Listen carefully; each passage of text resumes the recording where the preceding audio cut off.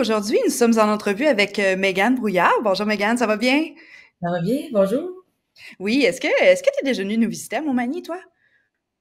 Oui, je suis venue, my God, je suis venue une fois, oui.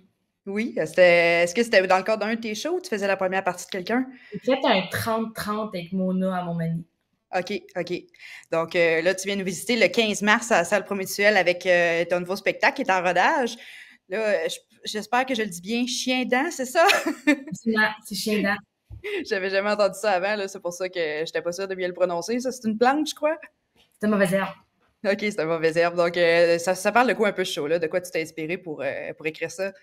Ben, c'est comme une mauvaise herbe. Fait que c'est toutes des affaires qui ont pas rapport, qui sont pas polies, qui sont pas comme beaux, là. T'es comme, ben, voyons donc, ça se passe de même, là. Fait que c'est un peu ça l'angle du show. Puis c'est tout des numbers, des affaires qui me travaillaient, qui me gossaient, que j'avais sur le cœur, puis là, j'ai sorti tout. OK. As-tu un exemple de ces affaires-là à me donner?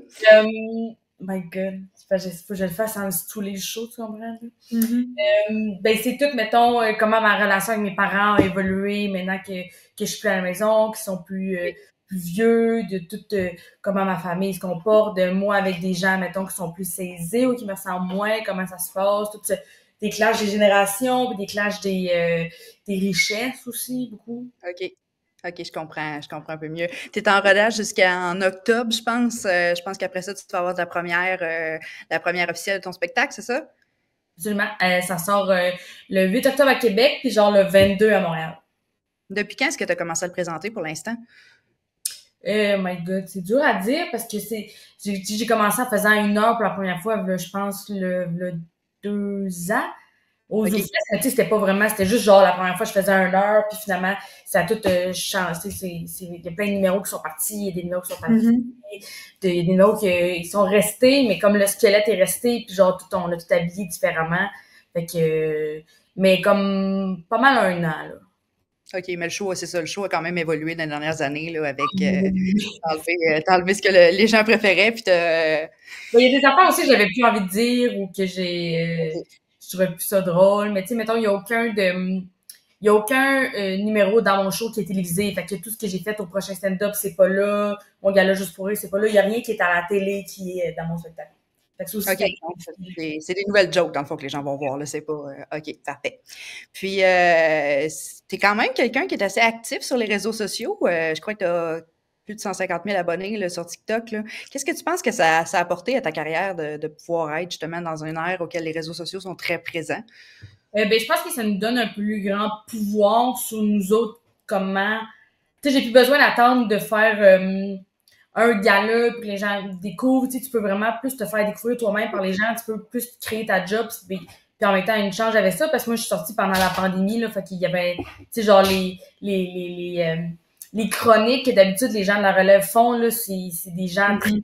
qui les faisaient parce que leur tournée est arrêtée. Fait qu'il y avait comme plus beaucoup de possibilités de se faire découvrir par le public autrement. Fait que ça nous a vraiment donné une chance de nous faire découvrir, de montrer ce qu'on voulait faire. Puis aussi, il y a comme personne qui te censure. Il y a pas personne qui est comme, je suis pas sûre si là, nous autres, on trouve pas ça drôle. Fait que t'es comme le maître, là. C'est toi qui décides tout, là. Ça a l'air, on dirait que quand t'es pas dans le milieu, t'es comme, ben oui, vous décidez tout le temps de ce que vous dites. Non. Là, tu vois des gens qui mettent des bâtons dans les roues ou des gens qui ont comme pas la même vision que toi, tandis que d'être sur Internet, ça te permet de le faire 100% comme toi tu voudrais. Ben, sans Mhm. budget, mais comme toi tu voudrais. La personne qui a défoncé mon char pour venir me voler, mais qui a quand même eu la gentillesse de me laisser mon petit chapeau de cow-boy festif rose. C'est fait. De m'avoir laissé mon chapeau. Mais c'est quoi? Tu le trouvais pas beau, mon chapeau? Tu trouvais qu'il était pas assez cool pour toi, le chapeau? Tu le laisses là comme si, genre, ça valait même pas la peine d'être volé. Tu sais, voler quelqu'un, c'est quelque chose, mais insulter son chapeau, en plus, c'est beaucoup, là. Vole mon chapeau par politesse. Voler par politesse. Puis, gars, je vais faire semblant que ça valait la peine d'être volé, ça. D'ailleurs, la personne m'a volé. Ramène-moi mon micro pour faire du karaoké, chien sale. On m'a volé mon micro. Il y a quelqu'un qui chante sur mon bras. Mais il y a une affaire que j'attends. C'est que ce gars-là saura jamais c'est quoi chanter, les fenêtres baissées, avec un chapeau de cowboy. Il n'y a pas de processus de demande de financement, il n'y a pas de processus de genre, il n'y a comme pas 12 000 personnes impliquées là-dedans. Là. C'est comme c'est tellement simple de l'en faire tout seul chez nous, des petites vidéos, tu peux toujours partager rapidement aussi. Là. Il y a de quoi dans l'instantané qui est le fun. Là. OK, mais quand même, je suppose que la sensation d'être sur scène devant le public, c'est quand même quelque chose qui est différent de ça, là. C'est sûr que c'est pas pareil, là. C'est sûr, c'est pas pareil.